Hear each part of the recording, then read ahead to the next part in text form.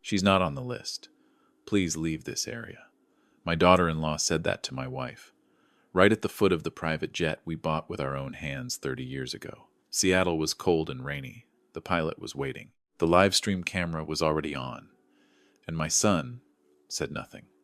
I built an entire transportation empire from nothing but my bare hands. Yet that morning I stood there watching the woman who sold all her jewelry to buy our very first airplane being denied the right to step into the sky that belonged to her. Have you ever seen a lifetime of effort erased by a single sentence? Before I continue with what happened that morning, please subscribe to the channel and leave a comment telling me where you're listening from, which city, which state. I've always believed that a family story never belongs to just one person. It belongs to all of us. And now, let me tell you what happened right after those words were spoken. I didn't answer that question right away. I just stood there, listening to the rain tapping steadily against the glass walls of the private terminal. At 72, I've learned when silence is necessary. But that silence that morning wasn't weakness. It was me measuring my breath so I wouldn't say something that could never be taken back. Ivy kept her hand held out in front of her as if stopping a stranger. She was wearing an expensive white coat. Her hair was perfectly styled for the live stream she had been promoting all week. The flight to Aspen, as she put it, was to celebrate Owen's new success and reposition the company's image in the public eye. Image. I looked at the jet parked on the runway. The tail number was Amy's birthday. She was the one who chose it. I still remember the night the two of us sat at the kitchen table counting every number when we decided to buy it under our personal name instead of the company's. It wasn't a showpiece. It was a reward for 30 years of work without a single day off. And now, it was being used as a backdrop for a live stream. Mom, I already told you.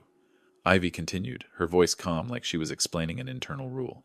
The passenger list is final. This flight is for people who actually contribute to the company's image. I bought you a commercial ticket at the other terminal. If you leave now, you'll still make it. Not a hint of hesitation. I turned to Owen. I had hoped, even for one simple sentence. Ivy, that's enough. But he only adjusted his tie, glanced at his watch, and said quietly, just listen to Ivy, Mom. She's handling everything. Handling everything. I looked at my wife's face. Amy didn't react the way I expected. No anger, no argument. She just stood straight, her hands folded in front of her, her eyes drifting over the body of the plane, like she was looking at an old memory. I understood that look. It was the look of someone who once slept on the floor of a cold storage warehouse in the winter of 1988 to save on fuel costs. The look of someone who sold her mother's wedding ring to put down a deposit on our first cargo plane. Back then, we didn't have a private terminal. No VIP lounge. Just a rented office and a loan everyone told us not to sign. Ivy didn't know those things. Maybe Owen had forgotten them too. Dad, Owen said, turning to me, this is just an image strategy. We need to look young and dynamic. Mom isn't used to this kind of thing. I felt something inside me go hollow. Strategy. I remembered very clearly last year when I signed the papers, transferring executive control to Owen. I thought it was the right time. I was 71. I wanted to step back, spend more time with Amy. Those documents gave him management authority, but ownership of the shares stayed with us. I believed that line was clear enough. Maybe Ivy read the fine print more carefully than I did. Mom needs to understand us, Ivy added, her voice tightening slightly as the camera waited. The company needs a new image now, not the past. The past. That word stayed in my head longer than the sound of the rain outside. Amy turned to me. She gave a very small smile. Not a happy one. The kind of smile someone wears when they've seen enough to no longer be surprised. Jeff, she said softly, just for me to hear, do you remember the day we signed the papers to buy this plane? I nodded. You told me to keep everything very clear on paper. I didn't answer, but in my mind, numbers and clauses began to surface. Ivy thought management meant total control. She wasn't completely wrong, but she missed one thing. Final ownership didn't belong to her. And it didn't fully belong to Owen either. A ground crew member walked over, looking uneasy. He glanced at Ivy, then at Amy, then at me. I could see the hesitation in his eyes. They didn't know who they were supposed to listen to. Ivy raised her phone and whispered to someone about departure time and the live stream schedule. She didn't look back at Amy again, as if the decision were already settled. But Amy didn't move. She took one slow step toward the plane, not to board it, just to stand closer. Close enough that I saw her fingers lightly touch the cold paint beneath the rain. That's when I understood something. The most painful part wasn't being stopped. It was being treated like you had never existed at all. I looked at my watch. 10 minutes until takeoff. And in those 10 minutes, some things were going to change. That span of time was enough for a plane to leave the ground, and it was also enough for a man to look back on his entire life. I stood beside Amy watching the rain slide down the side of the jet. Her hand was still resting on the cold paint. I knew she wasn't touching metal. She was touching the years we had bet everything on. I thought back to the winter of 1988. Back then, there was no private lounge, no press, no one talking about brand image. We had an old pickup truck and a warehouse lease that still smelled like fresh ink. Amy was the first to suggest buying a small cargo plane the bank was trying to repossess. I hesitated. The down payment was more than we could afford. That night, she opened an old wooden box and took out every piece of jewelry her mother had left her. "I don't need these," she said, "but I need you to believe that we can fly." I never forgot those words. We sold everything that could be sold. Amy personally tracked every expense, every gallon of fuel. Some nights she slept on the warehouse floor just to avoid paying for a hotel. I still remember the cold, fluorescent lights on her face as she worked through the numbers. No complaints. Not once. People see photos of private jets today and think they're symbols of excess. But to me, this one was the result of thousands of small decisions and hundreds of moments when quitting felt easier. The jet in front of me wasn't the first one we owned, but it was the first we bought entirely with saved money. No loans. More importantly, it was registered under Amy's personal name. When I signed over executive control to Owen last year, I read every line carefully. I gave him authority over operations, the right to represent the company, the power to sign contracts within an approved budget. I thought that was enough to help him grow. What I didn't anticipate was this. When power is handed over too early, people start confusing management with ownership. Ivy was the first to propose restructuring the image. She wanted the jet to appear more on social media, to tie it to the company's new lifestyle narrative. I stayed quiet and watched. I told myself that if it moved the company forward without damaging its core values, I could live with it. Maybe that silence made her believe we had fully stepped aside. "Jeff," Amy said softly, pulling me out of my thoughts. "Do you still have a copy of the original contract?" I nodded. "I always keep it. A habit from someone who has stood too close to losing everything. That contract clearly states the jet belongs to Amy personally. The company only has usage rights under an internal lease, rights that can be terminated at any time if the terms are violated." I looked toward Owen. He was talking with the ground crew about departure timing. There was no malice on his face, only the confidence of someone who believes he's doing the right thing. I wondered, when did he start seeing what we built as something automatic? 10 years ago, when the company survived its first major crisis, Owen called me every night for advice.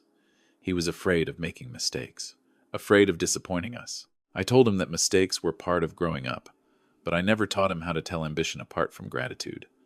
The rain grew heavier. Ground staff hurried to cover equipment. Ivy stepped back to keep her shoes dry. She frowned when she saw Amy still standing there. "We're out of time," Ivy said, her voice low but firm. "If Mom isn't going to the other terminal, then please leave this area." I heard that sentence like a thin blade. Amy didn't respond right away. She simply withdrew her hand from the plane and gently wiped the rain from her fingers. Then she turned to me. There was no hurt in her eyes, only a sharp, steady clarity. "I think," she said slowly, "it's time to make a few things clear." I understood. Last year, when I transferred management authority, I also asked legal to review every personally owned asset leased internally. Not because I distrusted Owen. I just wanted transparency. As people grow older, they start thinking more about how things will be remembered. There was one clause Ivy likely never read closely. If a personal asset is used in a way that distorts brand values or harms the owner's reputation, the owner has the right to revoke usage immediately. Live streams, image, backdrop. I didn't say any of that out loud. I just checked my watch again. 8 minutes left. Amy walked slowly toward the VIP lounge. No rush, no looking back. I walked beside her. Behind us, I heard Ivy calling someone, her voice edged with uncertainty. Owen watched us go, and for the first time that morning he seemed to realize that his mother's silence wasn't acceptance. When the lounge door closed behind us, the rain outside faded. The quiet inside was so complete I could hear the wall clock ticking. Amy sat down, removed her gloves, and placed them on the table. "I let things go too far," she said softly. I shook my head. "No, we just let them believe the sky belonged to them." She looked at me calm and steady. Then she said it's time to remind them who built the wings. Outside, the engines were still being checked, but I already knew that flight was not going to take off the way they planned. Amy didn't say another word inside the lounge. She simply took out her phone and opened a message thread she had prepared the night before. I watched the screen glow in her hand. No extra emotion, just short, precise lines sent to her personal attorney and the chair of the board. I understood immediately. Amy wasn't acting on impulse. She had prepared before anyone realized something was about to change. "Are you sure?" I asked quietly. She looked at me. I was sure the moment they decided to turn our property into a prop. I didn't ask anything else. At this age, I know when a decision has already been weighed long enough. 3 minutes later, my phone vibrated. A message from the board chair. The emergency virtual meeting had concluded. With 60% of the shares held directly and indirectly by Amy through the family trust, the resolution to temporarily suspend Owen's executive authority had passed. The reason was stated clearly: use of assets tied to a major shareholder without consent, creating reputational risk. Legal language is always cold, but its effect is very clear. At the same time, Amy received confirmation from legal. The notice terminating the company's right to use the jet was now effective immediately. The aircraft reverted to personal use, exactly as outlined in the signed agreement. I took a long breath. Outside, I heard hurried footsteps. The lounge door opened. Ivy walked in first. Owen followed. Ivy's face no longer held the confidence she had earlier. "What's going on?" she asked, trying to steady her voice. "The pilot says he just received a notice from legal." Amy stood up and faced them. No raised voice, no accusations. "That's correct," she said. "I've withdrawn the company's right to use the aircraft." Ivy froze. "Withdrawn? But that plane belongs to the company." "A leased asset," Amy corrected calmly. "And the lease has been terminated." Owen looked at me, searching for another explanation. I didn't look away. "Dad, what is this?" "I think you understand the difference between managing something and owning it," I said slowly. "Maybe it's time to revisit that." The air in the room thickened. Through the glass, I saw Captain Miller walking down the aircraft stairs. He had worked with us for over 20 years. Careful. By the book. Miller stopped at the lounge door, knocked lightly, then stepped inside. He removed his cap and nodded to Amy first. "Ma'am," he said, "clearly I've received official notice. Under aviation regulations and the ownership contract, only you now have authority to designate the passenger list." Ivy turned toward him, her voice slipping out of control. "We're ready for departure. Everything is scheduled. You can't stop this over a personal decision." Miller didn't change his expression. "I follow the instructions of the lawful owner." The lawful owner. I looked at Ivy. Maybe for the first time she realized that what she thought was authority had only ever been temporary permission. Owen took a step back. "Mom, you're making this bigger than it needs to be." Amy looked at her son for a long moment before answering. "No," she said. "I'm just making it clear." She reached into her bag and placed a thin stack of documents on the table. "This is the board's resolution suspending your executive authority," she said. "Effective 10 minutes ago." I saw Owen's hand tremble slightly as he took the papers. He scanned page after page, his lips pressed tight. Ivy shook her head. "This can't be real. This is a setup. We were just building a new image for the company." "Building an image," I repeated evenly. By pushing aside the people who laid the foundation, no one answered. Outside, the rain began to ease. The engines shut down completely. The steady noise disappeared, leaving an uncomfortable silence. Amy turned to Miller. "There will be no flight to Aspen today." "Yes, ma'am."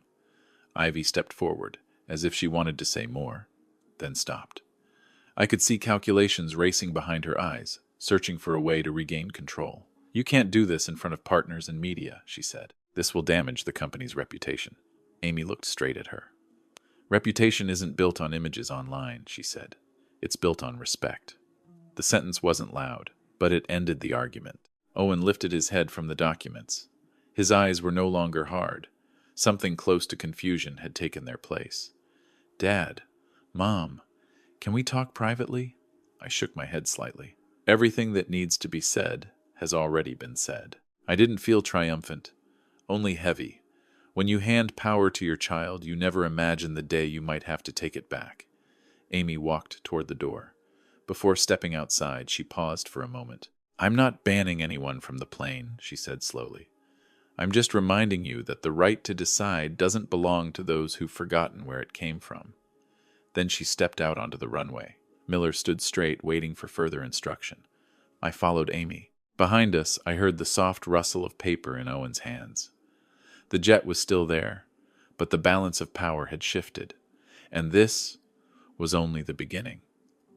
Amy didn't step onto the stairs. She stopped in the middle of the runway and looked around the rain-soaked airport. No one spoke. This silence was no longer awkward. It felt like the moment just before a door closes. I want to talk in the lounge, Amy said to Owen and Ivy. Not here. Her voice wasn't raised. No one argued. We turned back toward the VIP lounge. Airport staff quietly dismantled the setup for the flight. A few of Ivy's designer suitcases were still sitting near the aircraft stairs. I watched a ground crew member pull them aside, setting them down near a shallow puddle to clear the path.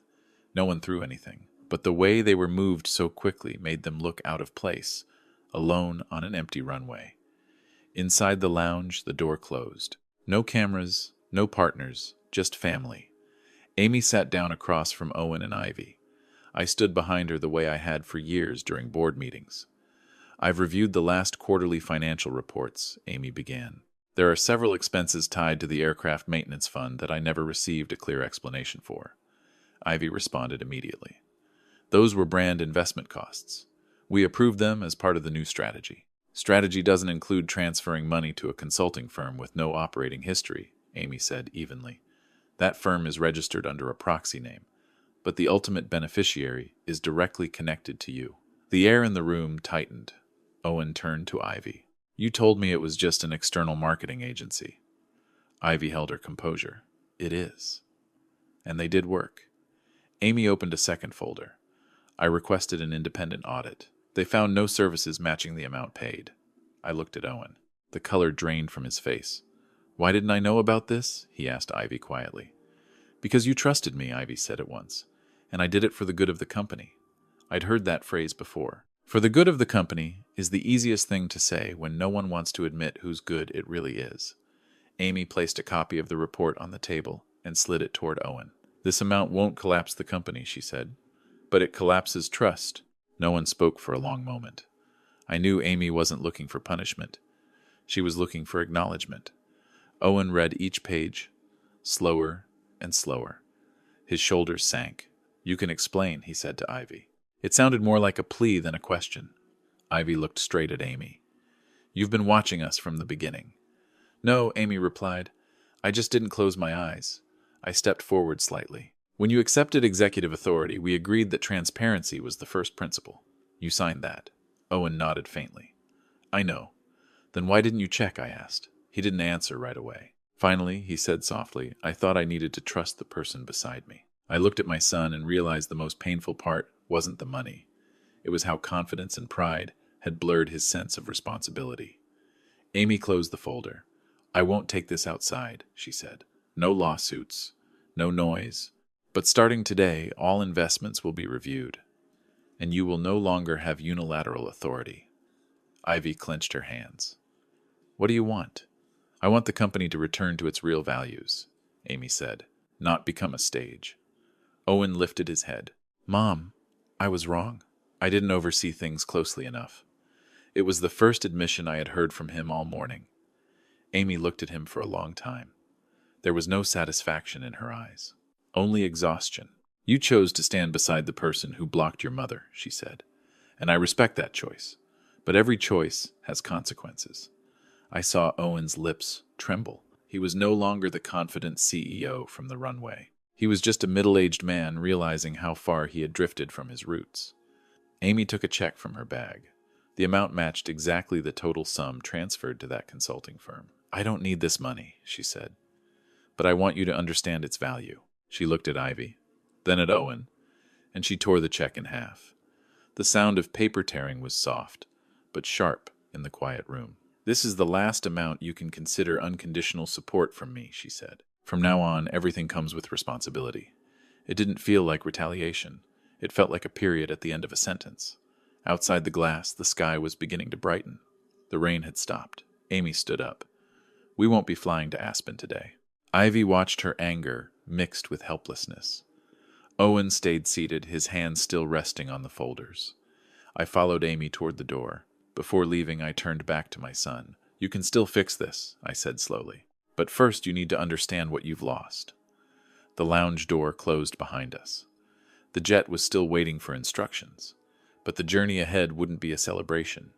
It would be a return. Amy didn't say another word when we stepped back onto the runway. She simply signaled to Captain Miller. He walked over, stood straight, and waited for instructions. "Fly north," Amy said. "Montana." Miller looked surprised for a moment, but he didn't ask why. He just nodded. "Yes, ma'am." I looked at Amy. Aspen had been carefully prepared. Schedule set, congratulations ready to be posted. But we both understood this wasn't a day for celebration. It was a day to close a circle. The jet lifted off smoothly. No applause. No cameras. Just the steady, familiar sound of the engines. I looked out the window as Seattle slowly faded behind gray clouds. Amy sat quietly, her hands resting on her lap. Her face showed little emotion.